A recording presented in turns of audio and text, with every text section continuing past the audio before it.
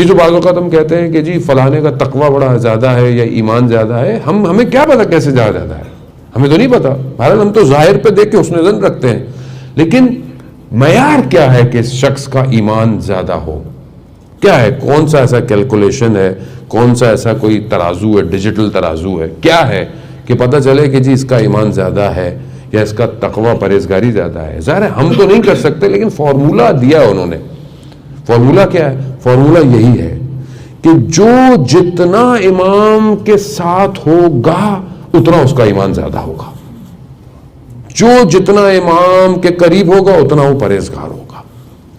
مطلب آپ خود تصور کریں، جو اب امام کے ساتھ ہونا فزیکل نہیں ہے صرف، ہاں امام، اب مطلب آپ کہیں کہ بھائی ہمارے یہاں تو امام ابھی ظاہر میں نہیں ہے تو ہم امام کے ساتھ کیسے ہوں؟ نہیں، امام کے ساتھ ہونا یعنی واقعاً اپنے وجود کو امام کے وجود کے ساتھ رکھنا.